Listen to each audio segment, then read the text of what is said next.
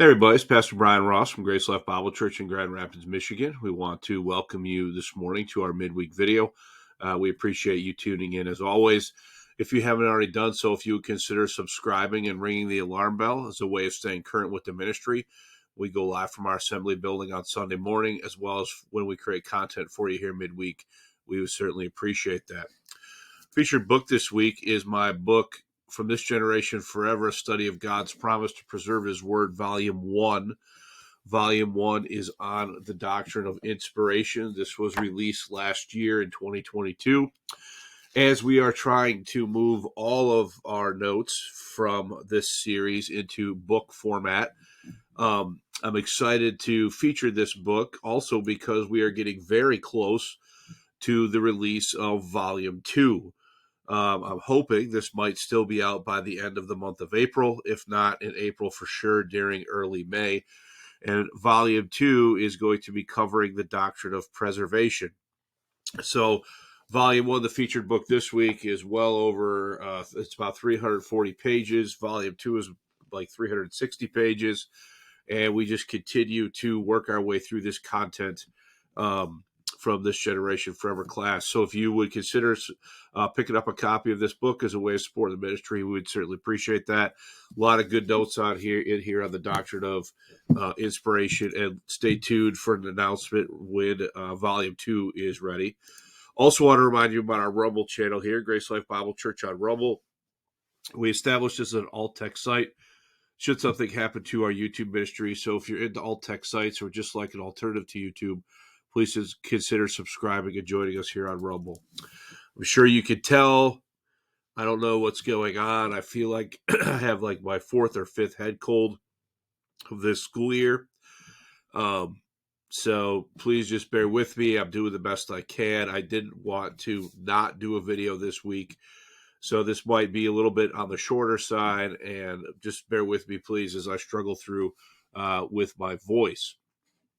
So what I want to talk about in this video is something related to the preface, and it's going to be a little bit different video because I'm sort of soliciting some input from my audience related to a topic regarding the preface to the 1611 King James Bible. For those of you who have been following the channel, you know that as we've been working our way through From This Generation Forever, recently we're all the way up into now the 200s as far as lessons in this series go. And I've been methodically and systematically working my way through the preface to the 1611 in this sub-series, A Proper Perspective on the Preface. And so we've been doing this now for a number of weeks. And I just taught lesson 201 this past Sunday. So this has taken quite a bit of time. I do envision all of this stuff on the preface being its own book. So it'll be part of the greater series, but I'm planning a sort of standalone volume just on this subject matter of the preface. I've received a lot of good and interesting feedback related to it. So what I want to do in this video is I want to sort of show something that I've observed in preparation for lesson 202, which will be this coming Sunday, and then kind of see what everybody thinks about this particular question, okay? So where we are right now, we're in subsection 13 of Miles Smith's famous preface, The Translators to the Reader. That's where we're currently at in this series.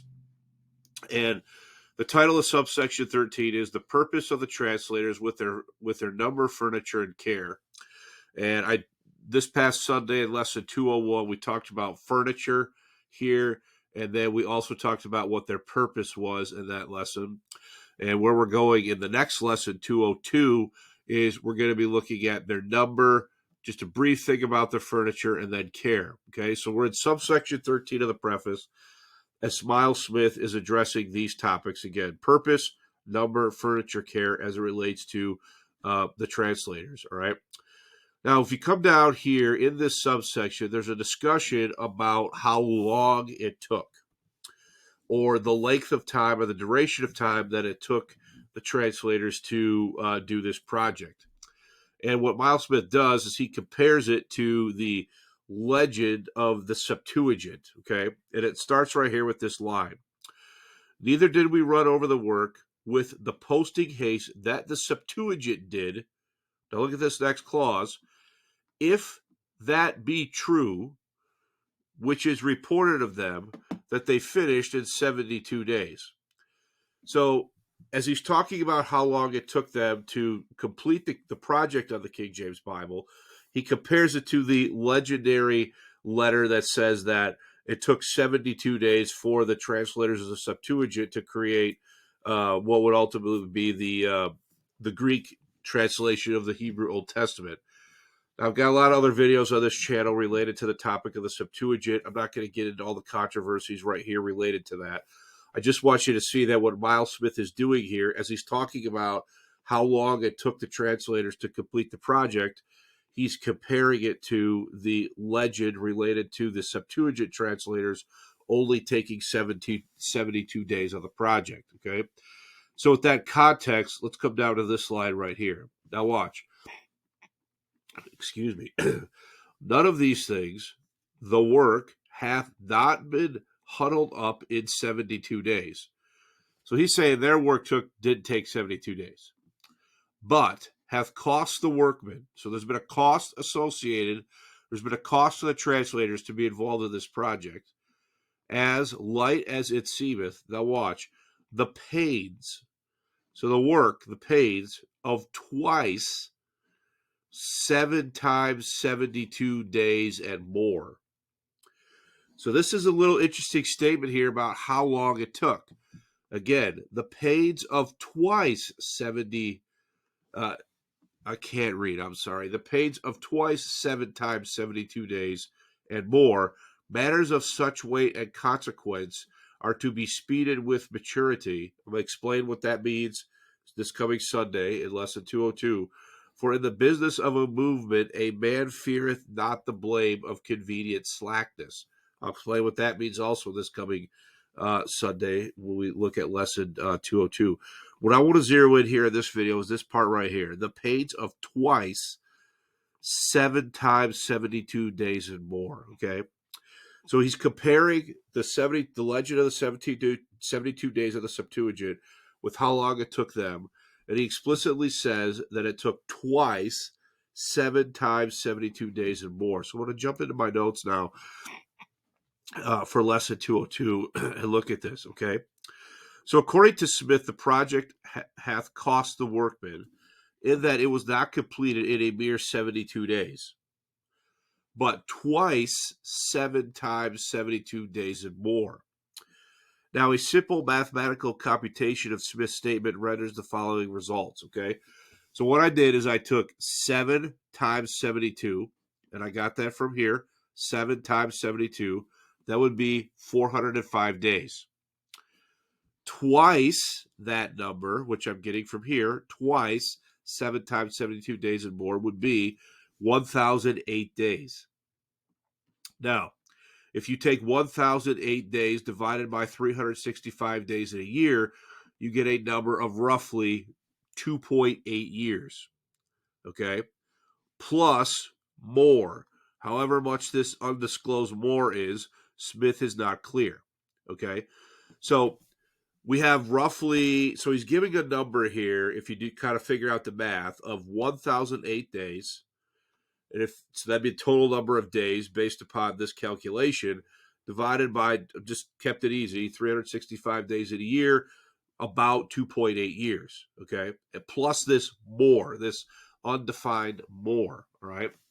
So the undefined more, as in more time, could have included more than 4 years, depending on the contribution of each individual translator. So it could have been 4 years, depending on the translator. Now let me explain. For example, translators who served on the committee of final review at the general meeting at Stationers Hall, in addition to their individual and company work, no doubt served longer than those who were done after they completed their company work. So if you think back, just a brief summary, the rules called for an individual review, a company review, companies to exchange work, come back, reconfer, and then everything at the end to be sent on to the general meeting. So obviously, different translators, it seems to me to be obvious that different translators are serving for different amounts of time, depending on how involved they are in the later processes in the creation of the King James. Okay. So an argument could be made that the additional time applied to Miles Smith himself. So the additional time could, I think, apply to Miles Smith himself. In addition to penning the preface that we're in the process of studying, Smith served on the first Oxford company that worked on the Old Testament prophets, as well as seeing the project through to the press with the assistance of Thomas Bilson. So he's definitely involved, in my opinion, for way longer than 2.8 years, or just say roughly 3 years.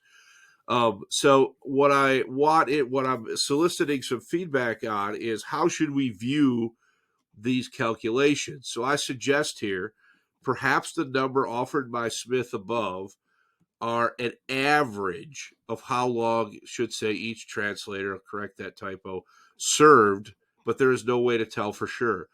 So I'm curious what the audience thinks. Is this 2.8 years viewed as a average of how long each translator served? How should we view this number of 2.8 years plus the undisclosed more? All right.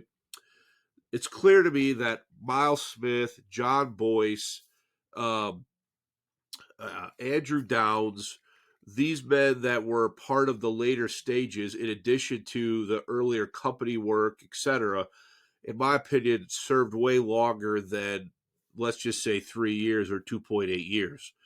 So I'm just curious what the audience thinks regarding this 2.8. Is this an average? How's exact should we view Miles Smith's statement here as far as the amount of time as it relates to how long the translator served? So I'm curious what you folks out there think about how to view that, and I'm hoping for some good feedback on this. So I am curious about it. I've been wondering about it all week, so I kind of decided to just make the video on it. This week's video on this particular question. Okay, so yeah, there's a lot more to unpack here in this subsection. It's subsection 13 that we're going to be talking about this coming Sunday in lesson 202. But I do want to see what the audience thinks about that question. Another thing I just want to mention is a brief programming note.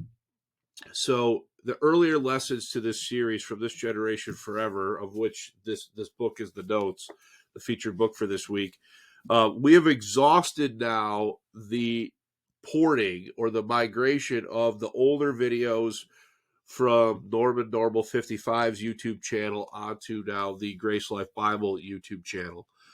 So moving forward, I'm probably not going to be live premiering those videos because they're already, the rest of them, they're already on the channel.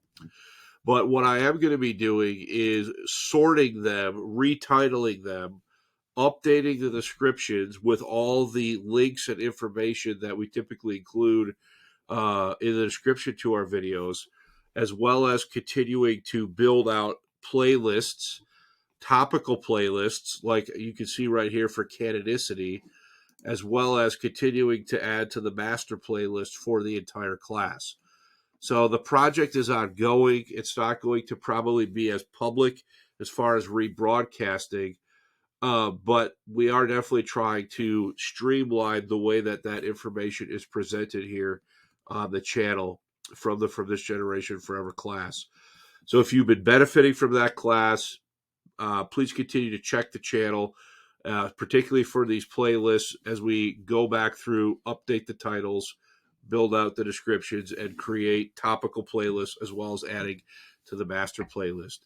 If you're enjoying the content on this channel, please consider, as I said earlier, subscribing, ringing the alarm bell, stay current with the ministry. Please like this video, leave a comment, share it. Anything that you could do along those lines to help promote the channel would certainly be appreciated.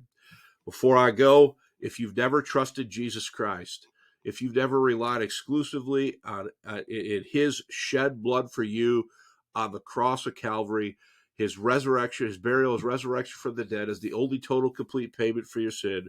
Trust Jesus Christ today before it's everlasting too late. Stop relying on your own work, your own law keeping, your own ability to perform or make yourself right before the justice bench of a holy God. Christ came into this world. He took the curse of sin upon himself as he hung on the cross. He satisfied the offended justice of God, and he wants to give you eternal life as a free gift. Trust Jesus Christ today before it's everlasting too late. Thanks for your attention, and we'll see you next time.